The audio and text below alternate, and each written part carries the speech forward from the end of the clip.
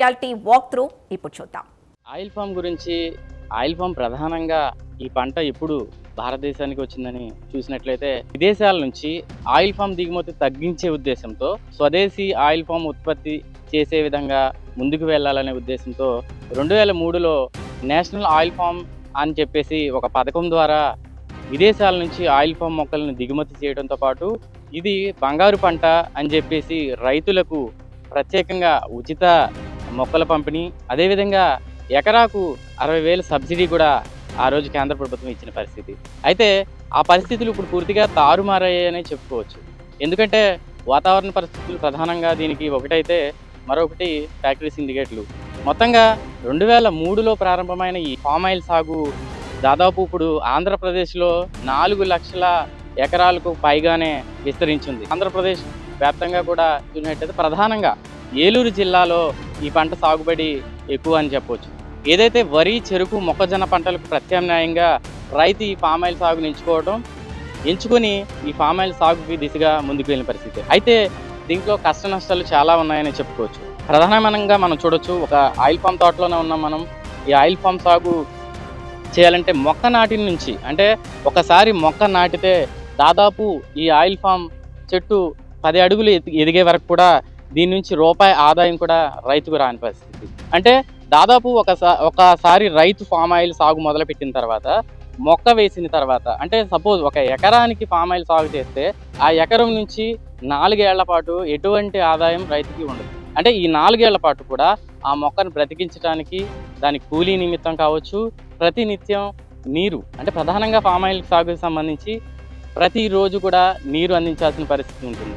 కేవలం 4 రోజులు నీరు లేకపోయినా కూడా పంట దిగుబడిలో వ్యత్యాసాలు రావడం, దిగుబడి తగ్గడం, ఇలాంటి ప్రతికూల పరిస్థితులు ఏర్పడతాయి. కాబట్టి నిత్యం కూడా పామ్ ఆయిల్ సాగుకి ప్రత్యేకంగా దానికి నీరు ఉండాలి. దానికోసం డ్రిప్ ఇరిగేషన్ కూడా తీసుకొచ్చి సబ్సిడీలు ఇవ్వడం కూడా ప్రభుత్వం చేసినప్పటికీ కూడా కొంత ఇబ్బందులు ఎదుర్కొంటున్న పరిస్థితి ఉంది. మొత్తంగా ఈ 4 ఏళ్ల పాటు కూడా రైతు అప్పు చేసి ఈ పంటను ఎదిగించాలి. 4 ఏళ్ల తర్వాత నుంచి దాదాపు 25 ఏళ్ల వరకు కూడా ఈ పంట నుంచి దిగుమతి వస్తుంది. అయితే అక్కడ మొదలవుతుంది రైతు కష్టం అని చెప్పాలి.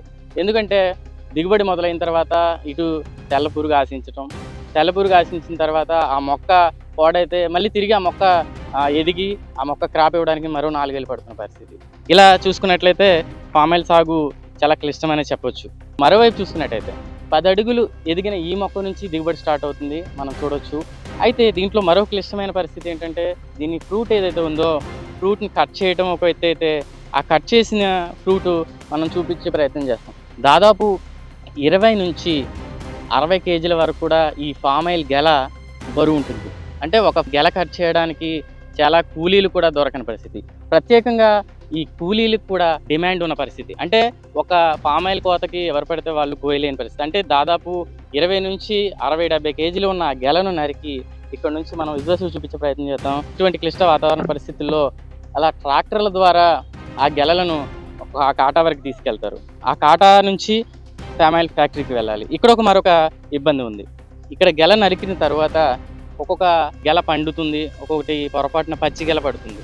కానీ ఫ్యాక్టరీ కాటాల దగ్గరికి వెళ్ళిన తర్వాత వారు ఏం చేస్తారంటే, పండిపోయిందనే ఉద్దేశమో లేకపోతే పచ్చిగా ఉందని చెప్పు గ్రేడింగ్ చేసి రైతుని అడ్డి విరిసే పరిస్థితి అక్కడ మళ్ళీ మొదలవుతుంది. అంటే ఇంత కష్టపడి గెలలు నరకడంలో కూడా రైతులకి, కూలీలకి అధిక ధరలు చెల్లించి ఈ గెలను కాటా నుంచి ఫ్యాక్టరీ దగ్గరికి తీసుకెళ్ళినప్పటికీ కూడా అక్కడ నుంచి కొన్ని గెలలు వెనక్కి వస్తూ రైతులకి ఆదాయానికి గండి కొడుతున్న పరిస్థితి. ఈ నేపథ్యంలో పూర్తిగా ఆయిల్ ఫామ్ సాగు ఒక జోదం అని చెప్పడంలో తప్పేం లేదని అనుకోవాలి. మరోవైపు ఇంత కష్టపడి వాతావరణ పరిస్థితులు బాగున్నాయి, దిగుబడి బాగా వస్తుంది అని రైతు కళ్ళలో ఆనందం కనపడిన మరుక్షణమే సిండికేట్లు ధరను తగ్గించేస్తారు, ధర పతనం అయిపోతుంది. సో మొత్తంగా అధిక దిగుబడి ఉన్నప్పుడు పామ్ ఆయిల్ ధర పడిపోతుంది, దిగుబడి తక్కువగా ఉన్న సమయంలో ధర ఎక్కువగా అవుతుంది. ఈ నేపథ్యంలో పామ్ ఆయిల్ రైతు ఇంకా లాభాలు పొందడానికి ఆస్కారం ఎక్కడ ఉంటుంది? సో మొత్తంగా ఈ ఆయిల్ ఫామ్ సాగు అనేది చాలా క్లిష్టమైన ప్రతికూల పరిస్థితులను ఎదుర్కొంటూ ఫ్యాక్టరీ సిండికేట్లను భరిస్తూ ముందుకు వెళ్లాల్సిన రైతు పరిస్థితి ప్రతినిత్యం కూడా ఒక ఆందోళన, ఒక బాధతో కూడి ఉన్నదని చెప్పుకోవాలి. ప్రధానంగా ఈ గెలలు నరికే టైంలో ఈ కత్తులు వాడుతుంటారు. ఇది 5 ఏళ్ల మొక్క, అంటే చేతికి అందుతుంది. ఈ గెలను ఈజీగా నరుకుతారు. కానీ దాదాపు 25 ఏళ్ల వరకు కూడా ఇది దిగుబడి ఉన్న నేపథ్యంలో పామాయిల్ చెట్టు దాదాపు 20 నుంచి 50 అడుగుల వరకు హైయెస్ట్గా ఎదుగుతుంది. అప్పుడు ఆ గెలలు దించడం అనేది చాలా క్లిష్టమైన పని. ఈ నేపథ్యంలో ఎంతో మంది కూలీలు బలమైన 20 నుంచి 40 కేజీలు ఉన్న ఆయిల్ ఫామ్ గెలలను దించాలంటే ఇలాంటి బరువైన ఇనప కత్తులను వాడాలి. ఇనప కత్తులు వాడే క్రమంలో ఏదైతే వ్యవసాయ క్షేత్రం నుంచి వెళ్ళే విద్యుత్ లైన్లు తగిలి ఎంతో మంది వ్యవసాయ కూలీలు ఎంతో మంది మృత్యువాత పడి ఇక్కడ జరిగిన సంఘటనలు కోకొల్లలనే చెప్పుకోవచ్చు. ఈ నేపథ్యంలో ఇప్పటికైనా ప్రభుత్వం కావచ్చు, ఇటు అధికారులు కావచ్చు, ఆయిల్ ఫామ్కి సంబంధించి రైతుల విషయంలో ధరల విషయంలో ధర స్థిరీకరించాలి.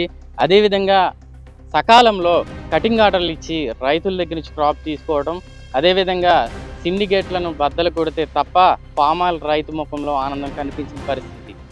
ఆయిల్ పామ్ రైతు పడుతున్న కష్టాలు చూస్తే అసలు ఈ పంట వేయడమే అతిపెద్ద పొరపాటు అనిపిస్తుంది. కానీ రైతుకు వేరే దారి లేదు. ఒకసారి తోట వేశాక వదిలేయలేరు. చేసిన అప్పులు తీర్చాలి, పిల్లల చదువులు చూడాలి, కుటుంబాన్ని పోషించాలి. ఈ భయంకరమైన ఒత్తిళ్ల మధ్య ఆయిల్ పామ్ తోటలోనే ఆశలు పెట్టుకుని బతుకుతున్నారు. ఈ సీజనల్ ఆందోళన రైతుల మానసిక ఆరోగ్యాన్ని తీవ్రంగా దెబ్బతీస్తోంది.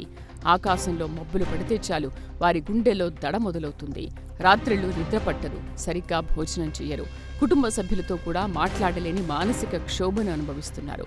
ఆకాశం వైపు చూస్తూ వర్షం వస్తుందా అని భయపడుతూ గడిపే రైతు జీవితం ఒక నిరంతర యాతనగా మారిపోయింది.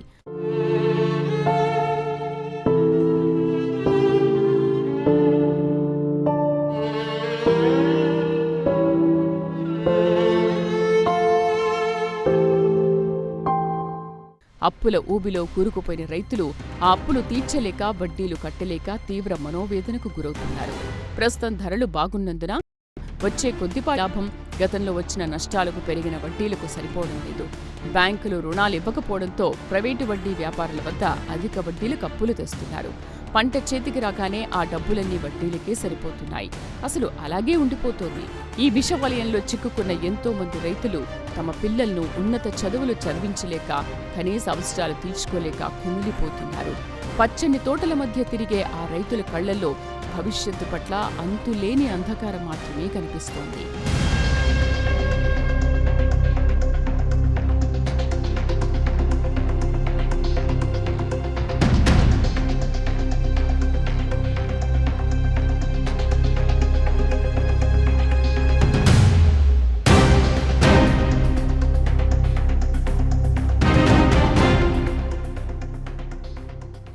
ఒకవైపు రైతులు అప్పుల పాలై ఆత్మహత్యల అంచున నిలబడితే, మరోవైపు ఫ్యాక్టరీల ఓనర్లు మాత్రం కోట్లకు పడగలెత్తుతున్నారు.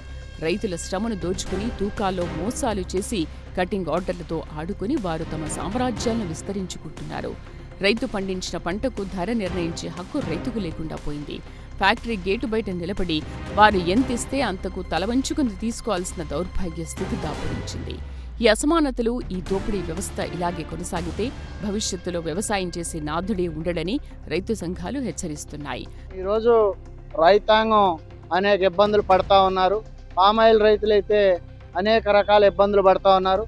వాళ్ళ కటింగ్ ఆర్డర్లు రాక, అదేవిధంగా కటింగ్ ఆర్డర్ ఇవ్వకుండా దాంతోపాటు కాటాలు తేడా ఉంటున్నాయని, రేటేమో విపరీతమైన దిగుబడి వచ్చినప్పుడేమో రేటు తగ్గించి, దిగుబడి తగ్గినప్పుడు రేటు పెంచి కొనుగోలు చేస్తున్నారని అనేక మంది రైతులు వాపోతా ఉన్నారు. అంటే ఇది సరైనది కాదు. రైతాంగానికి ఇచ్చిన హామీలేమో మినిమం సపోర్ట్ ప్రైస్ ఏమో అన్నింటిలోనూ అన్ని పంటల్లోనూ అమలు చేయడం లేదు. ఇక్కడేమో పామాయిల్కి ఏమైనా చేస్తూ ఉన్నారంటే దిగుబడి వచ్చేటప్పుడేమో గీత గీసి కోత కోసి తక్కువ చేస్తూ ఉన్నారు. దాంతోపాటు దిగుబడి తక్కువ ఉందంటే ఏదో కొద్దిగా గొప్ప రేటు పెంచి పబ్బం గడుపుతూ ఉన్నారు. ఇది సరైనది కాదు. అంతేకాకుండా వాళ్ళ పామాయిల్ అన్ని పంటలు తీసేసి అత్యధిక శాతం పామాయిల్ వేసేవాళ్ళే ఎక్కువ అవుతూ ఉన్నారు.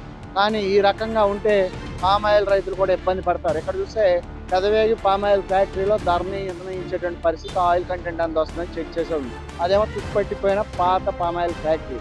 కాబట్టి ఇటువంటి చర్యలు మంచివి కాదు. రైతాంగాన్ని ఆదుకోవాలి. రైతాంగాన్ని ఆదుకోవడంతో పాటు స్థిరమైన ధర ఏర్పాటు చేయాలి. పామాయిల్కి గిట్టుబాటు ధర, ఖచ్చితంగా ఒక ధరని నిర్ణయించి ఆ ధర ఇవ్వాలి.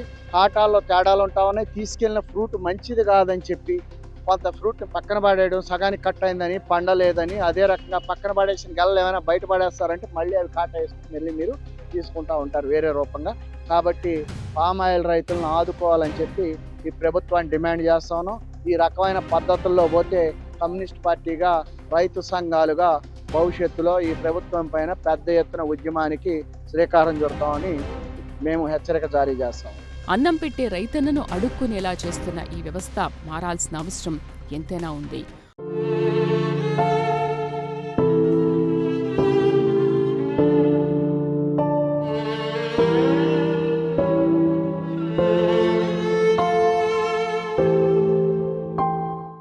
ఒక రైతు అప్పులు చేసి పంట పండిస్తాడు. ఆ పంట